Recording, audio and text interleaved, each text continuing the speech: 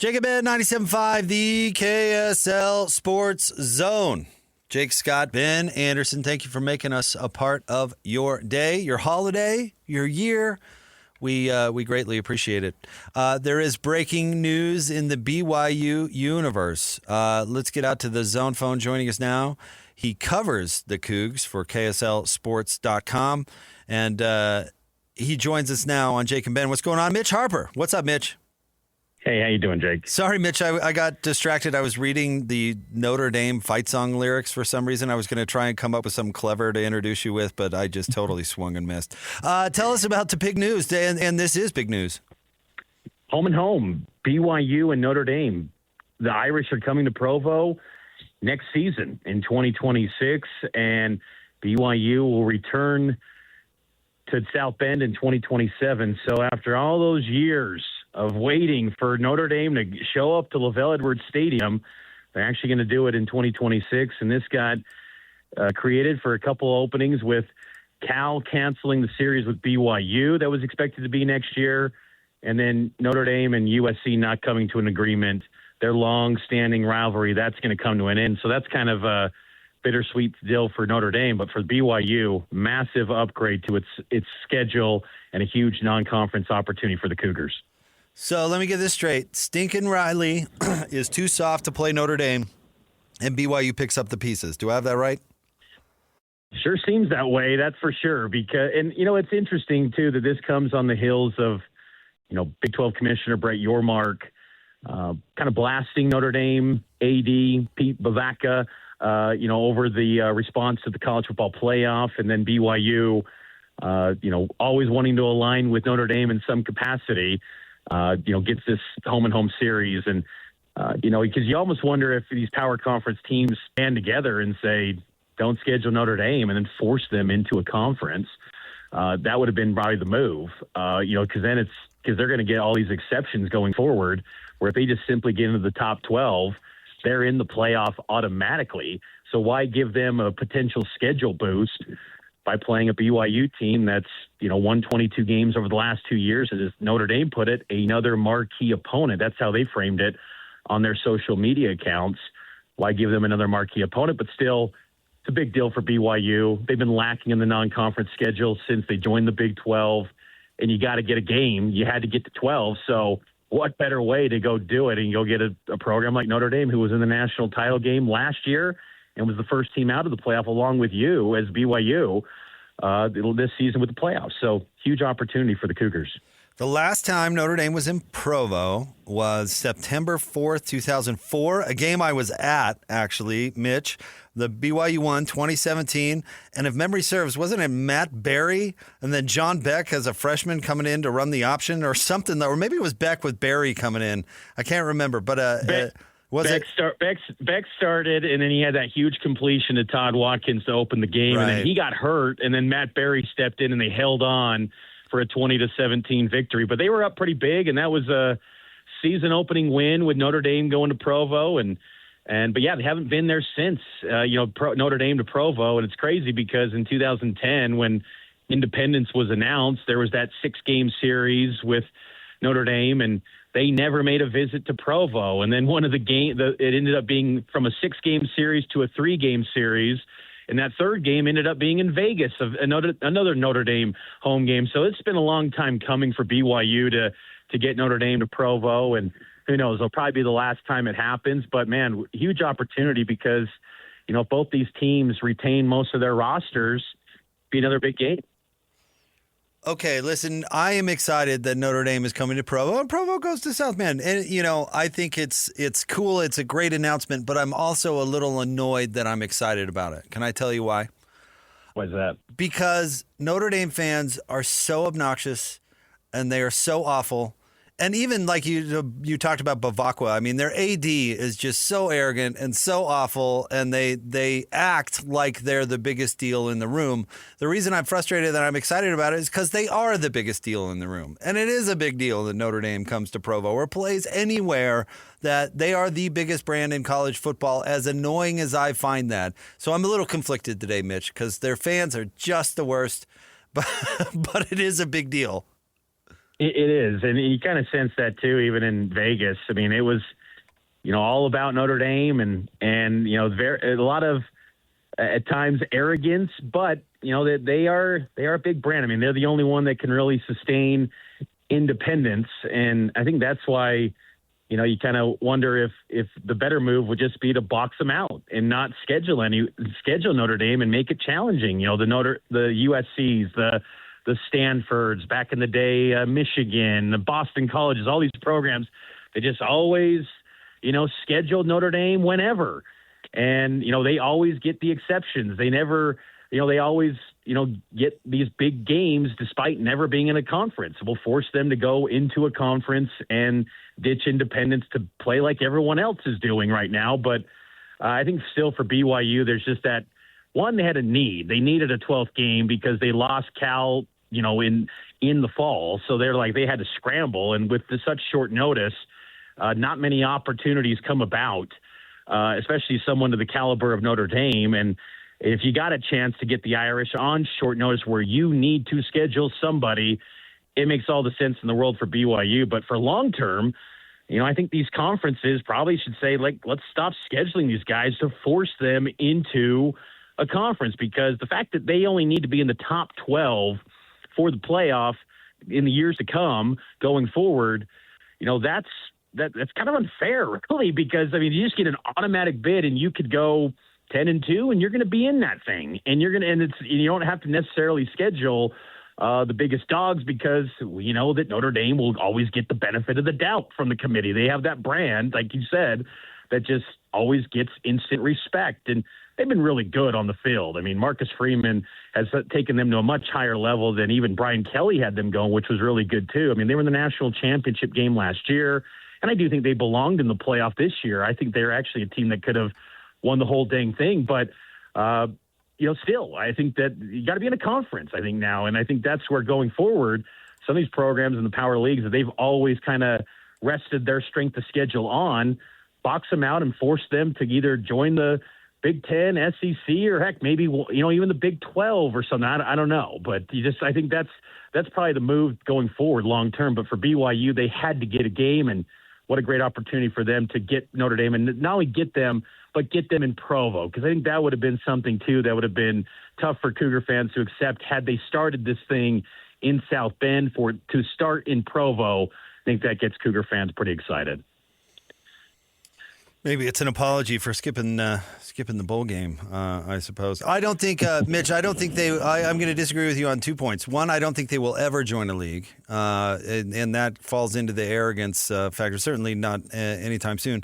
And second of all, I don't think they deserve to be in the playoff, because I think BYU deserved to be in the playoff. And I was listening to Fox Sports over the weekend as I was unfortunately going to the mall, and I heard some national bozo talk about how, Vandy should be in, they could beat these teams, or Texas, or he mentioned, I think, 4 schools and did not mention BYU. And I was like, okay.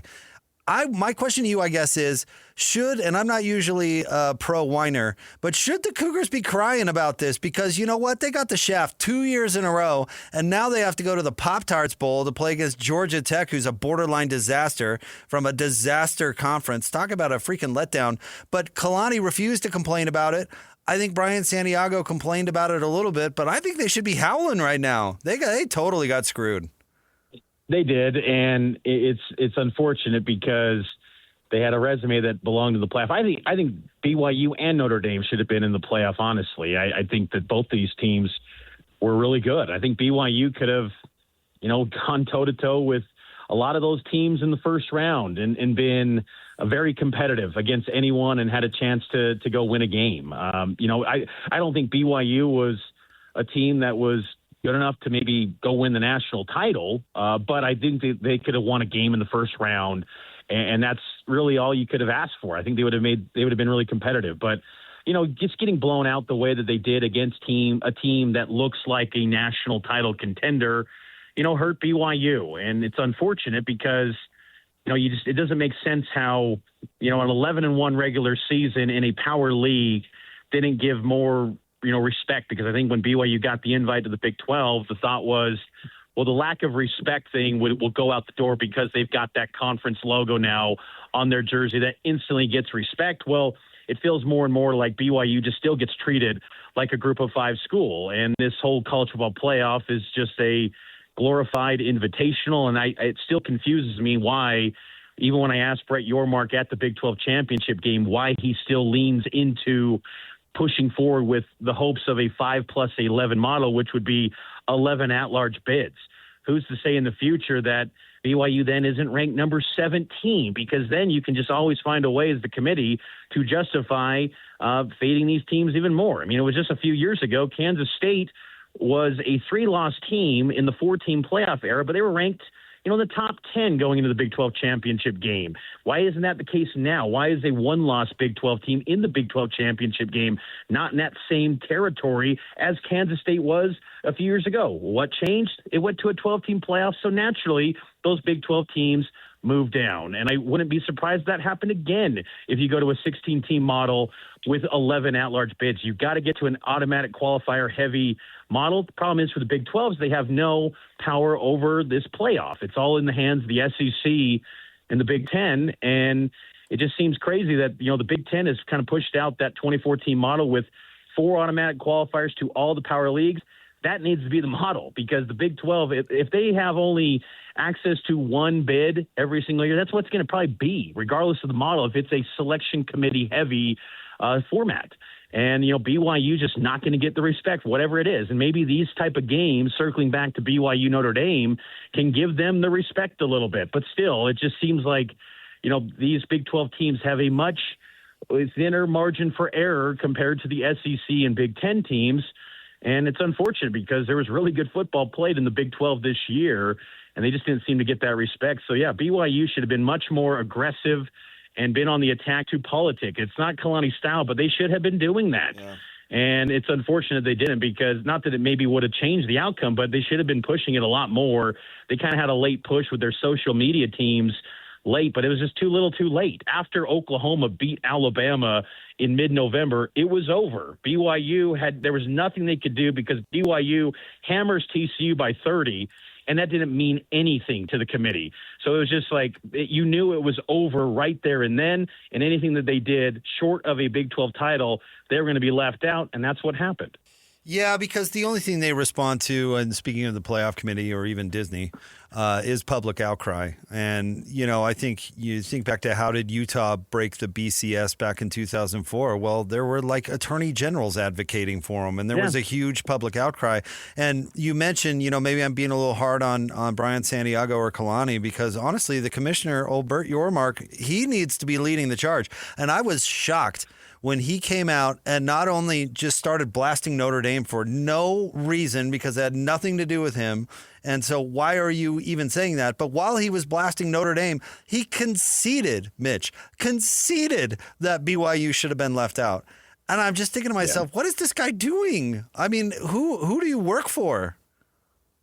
That was shocking that he basically said the playoff got it right. And for him to basically say that, BYU, who only lost to the 4th-ranked team in the country twice, deserved to be left out. That was surprising because, at the same time, is he trying to, play nice with the Greg Sankes of the world, the Jim Phillips, the ACC, and Petiti with the Big Ten? I don't know what his long game is, because that was surprising to not just hammer home the message that BYU belonged in that playoff. I even thought after that game in Arlington where they got hammered again against Tech, they still belong, because you shouldn't be knocked for that 13th data point, because honestly, it's like just go 11-1 and then let the committee decide then. And then maybe there would have been a better argument to stack up BYU with Bama and Miami and Notre Dame and all those teams to get into the playoff that way if they were just 11-1 and didn't have that 13th data point that ultimately moved them down. And the committee confirmed as much, creating that head-to-head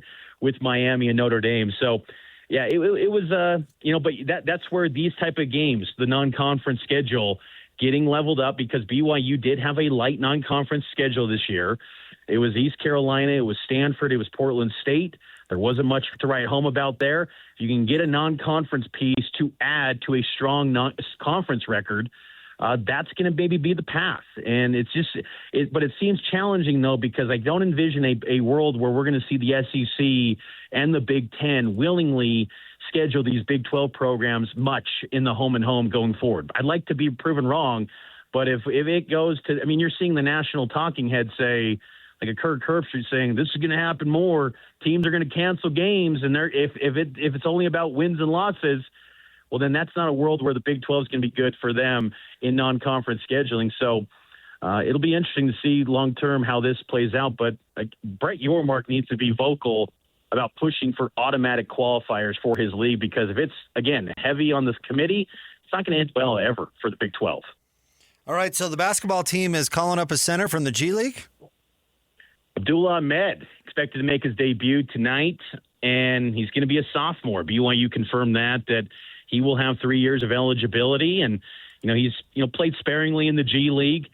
And Kevin Young's kind of pointed to it as being a case of, why should this not be allowed? Like, European players, they play in European leagues that are professional. Why? It's the same thing in his eyes. And you honestly look at it, I mean, there's been football players over the years that played professional baseball and they moved to college football.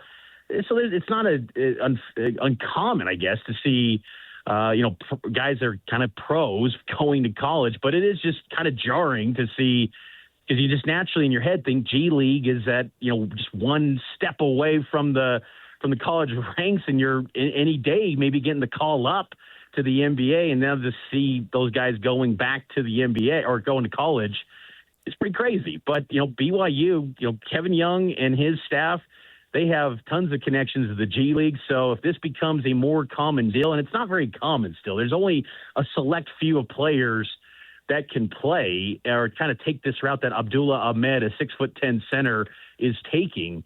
But, for the guys that do pop up, it could be good for BYU because, again, they have a lot of connections to the G League. I mean, Kevin Young was once a G League coach, Jordan Brady, director of player development. I mean, they've got a lot of guys with connections in that area of basketball. And Ahmed, they struck a relationship with him. He picked BYU over the likes of Houston, Mississippi State, UCLA was kind of kicking the tires on Ahmed. So it's a good get for BYU, and it gives them a lot more versatility, too, in the front court, because you got Kaba Keita, who's going to be your starter. Ahmed probably projects to be that backup five. And then you've got guys like Hadim Boop, who could maybe be, a reserve four. He's even acknowledged that the four spot is kind of his position that he's played his entire life.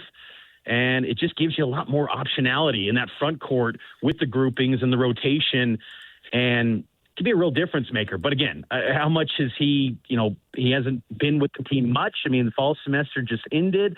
So now he joins as a mid-year addition, which is, there's been examples of that too in college basketball at BYU in the past too. But it could be a big boost, and it could be one that really helps that second unit for BYU going forward. What's going on with Richie Saunders?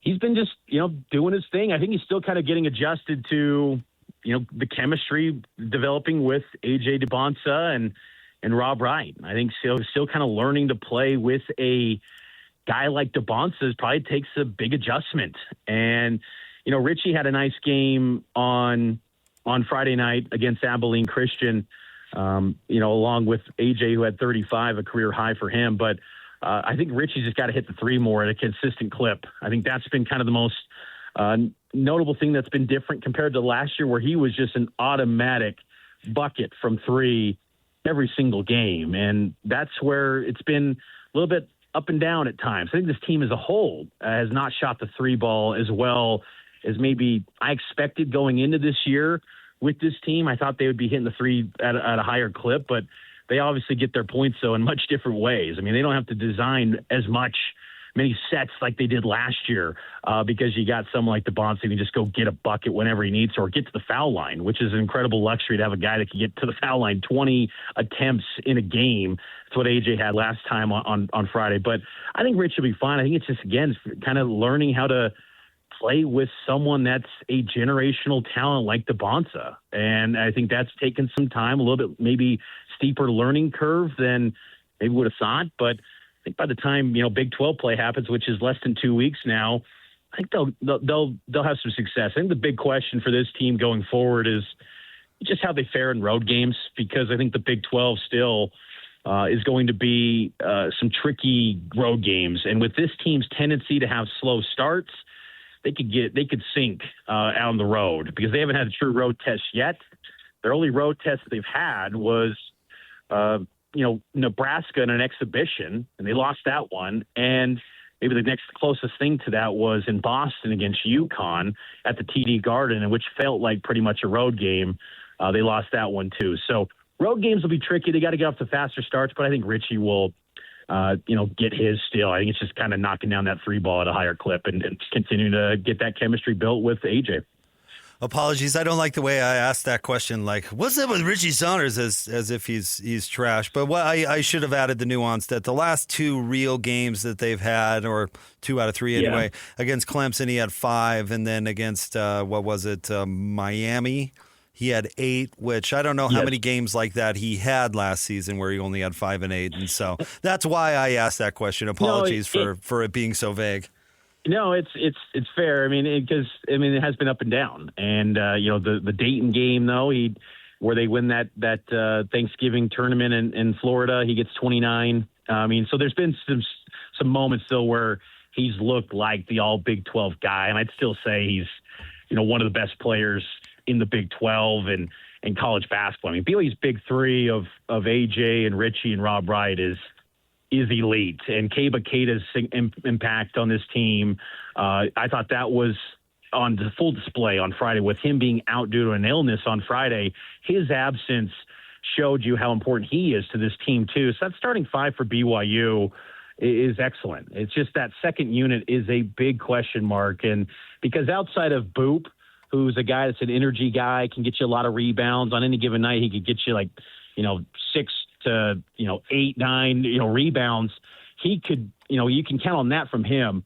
But outside of that, there's not really anyone in that second unit that you can really trust every single night. And that's where Ahmed's addition could be big for this team and give you someone that, if you're Kevin Young, that you can rely on every single night in that rotation. But it's a different dynamic this year where, last season they turned to 10 or 11 guys in any given game. This year, they have no problem tightening it up and just turning to their Big 3 to carry the workload, and they can do it. I mean, those are 3 guys that could get you 70 points in a game, which is kind of unheard of in college basketball, but they're more than enough capable of doing that. Mitch, we thank you for all of your fine work. Thank you very much, and we'll certainly be following. You bet. Take care, Jake. All right, there you go. The one and only Mitch Harper covers the Cougs for KSLSports.com. We'll get to a little Utah coming up next. We'll talk about what's next for Kyle Whittingham as Utah gets ready for the Vegas Bowl. Stay tuned. Jake and Ben, 97.5, the KSL Sports Zone.